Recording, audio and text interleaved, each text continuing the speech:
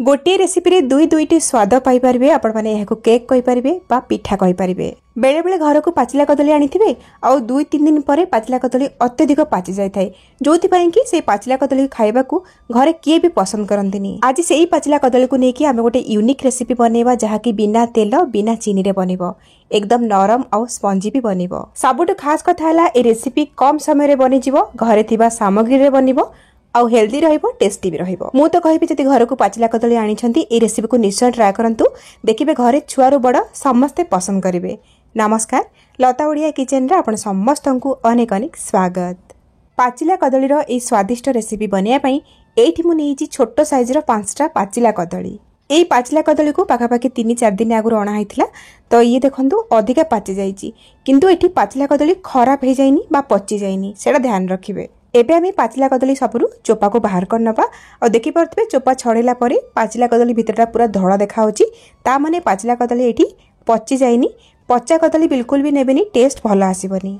दर्शक बंधु आज रेसिपी जदि आपनको पसंद आसीबो वीडियो को लाइक करिवे शेयर करिवे चैनल रे जदि आपण माने नुवा ताले प्लीज सब्सक्राइब करनेबे फेसबुक पेज रे देखुतले फॉलो तो निश्चय करिवे। तो पाचिला कदली रो चोपा को बाहर कर साला परे एबे आमे कदली को छोट छोट करिकी काटी नबा। आ एठी देखंतु मु नेछि गोटे ग्राइंडर जार और से काटी रखि पाचिला कदली सबको देदेबा आ ता सहित पिठारे बा केक रे भलो टेस्ट आनिया पई एठी मेजरिंग कप रे मापिकी आधा कप खंडे नेछि नडिया कोरा तो पाखापाखि 2-3 बड़ चामच हबो। नडिया कोरा एठी ऑप्शनल अछि आपण चाहिले देई परिबे न देई परिबे किंतु देले टेस्ट भलो आसीबो। ता सहित वासना पई दबा 2टी गुजराती तो गुजराती रो चोपा को बाहर करके केवल मंजी को ही दबा। आ मिठा पई आमे दबा एठी गुड़ तो 3/4 कप गुड़ मु नेछि मेजरिंग कप रे मापिकी जहाँकि 100 ग्राम रछि। आपण माने गुड़ जगह चीनी मध्य नहीं पारिबे। मिठा आपण माने निज हिसाब रे कम अधिया करके नहीं पारिबे। आउ गुड़ को टिके गुंड करके ग्राइंडर जार रे देबे जोति पाई कि भलरे बाटी ही पारिबो। एबे आमे सब को चिकन करके ग्राइंड करके नहीं आसीबा। गुड़ को ग्राइंड कर देले कोन हबो सब जिंस रे गुड़टा भलरे मिसि जिवो आउ गुड़ रो किछि गोटा अंश भी रहिबनी। एबे आमे मेजरिंग कप रे मापिकी गोटे कप दबा अटा एठी गहम अटा मु नेछि जोटा कि आमे डेली रुटी बनाउछे। 5टी छोट साइज रो कदली पई एठी मु गोटे कप बा 125 ग्राम रो गहम अटा नेछि। तो सेही सेम मेजरिंग कप रे मापिकी एठी मु 1/4 कप कंचा सुजी नेछि सरुदाना वाला सुजी नेछि जहा कि पाखापाखि 3-4 बड़ चामच हबो आ ग्राम्स रे 50 ग्राम रो हबो। जेहेतु गहम अटा अति नरम हे थाए तो सुजी टिके पकेइले पिठार टेक्सचरटा बहुत बढ़िया आसीबो। सुजी टिके निश्चय ऐड करिवे। तो ए सब को भला भाबरे गोळया पई आमे एठी यूज करबा खीर। तो ये मु गोटे कप मापिकी नहीं क्षीर मेजरिंग कप रे जहाँकि 250 ml रही। क्षीर को आम अल्प अल्प देकी गोलेबा एकाथरे क्षीर देवेनी नहले लम्स हो अटारे। ये आपण मैंने चाहिए क्षीर जगार गोटे कप पानी व्यवहार करें किंतु क्षीर देले टेस्ट भल आसो। ये मु सीझा क्षीर नहीं किंतु गरम ना क्षीर रूम टेम्परेचर रे अच्छी। आधा कप क्षीर देकी गोले सारा पर आउ जो बड़का क्षीर थिला आधा कप ताकू देकी आमे भल भाव में आपको गोटे डायरेक्शन रे गोले नबा बा मिक्स करे नबा जेमिति कि एथिरे बिल्कुल भी गोटा अंश बा लम्स न रही जाए। 5टी छोट साइज रो पाचिला कदली गोटे कप गहम अटा आ 1/4 कप नेछि सुजी ता पई गोटे कप क्षीर मु यूज कली। तो भल भाव में गोले सारा पर एबे आमे को कवर करके 5-10 मिनिट पई रेस्ट दबा जेतु सुजी अछि से भी टिके पानी को टाणिबो बा फुलिबो। 10 मिनिट पर सुजी एठी भलरे फुली गला। एबे आमे एथिरे किछि ड्राई फ्रूट्स ऐड करबा। तो ये मुझे काजू किशमिश को छोट छोट कर काटिकी नहीं पाखापाखि गोटे बड़ चामच हम आ ता सहित 1.5 बड़ चामच नहीं छोट छोट कर काटी रखि फ्रेश नड़िया नड़िया आम बाटिकी देथिले किंतु एमती कटा नड़िया टिके पकेले खाइला बेले पाटिरे लागिवो भल लागिवो। आहुरी भल टेस्ट पाई एठी आमे आधा छोट चामच दबा पान मधुरी। जेहेतु मिठा जिनस बनाऊे लुण टिके पकेबा तो 2-3 पिंच लुण एठी दबा।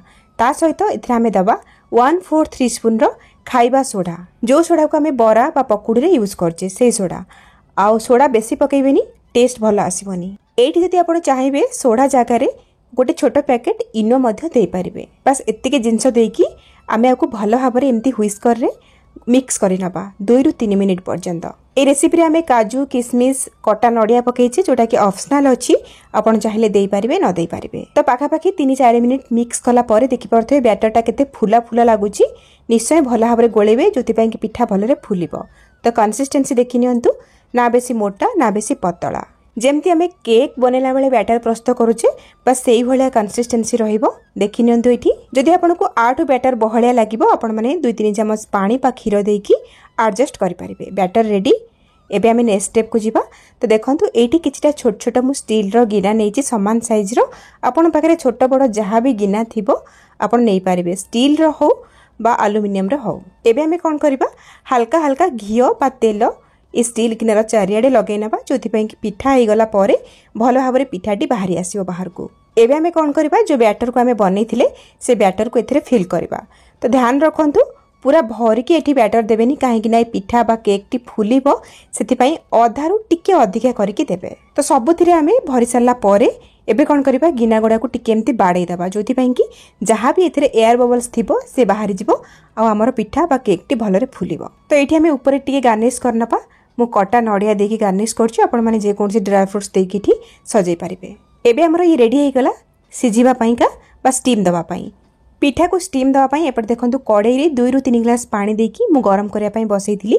आ पानी एडी देखंतु भलरे गरम भी हे गलानी। आ ऊपर आमे गोटे एमतिया जालीटे रखिनपा। आपण चाहिले इडली छांचरे मध्य ए गिना गुडा को रखिकी पिठा को सिझै पारिबे।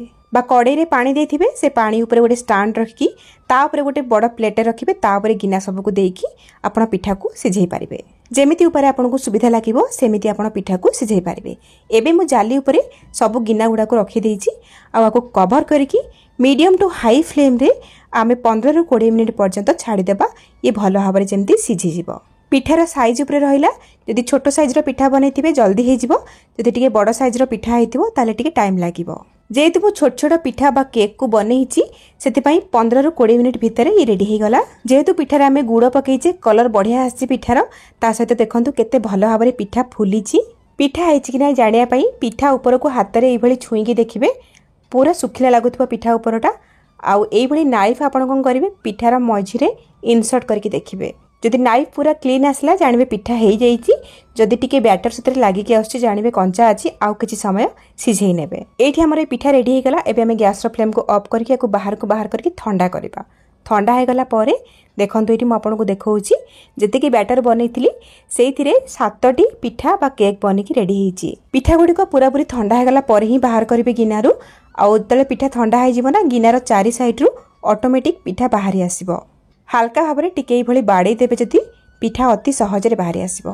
तो देखंतु तळ साइडटा केते जालीदार हेछि, केते परफेक्ट एठी बनिछि।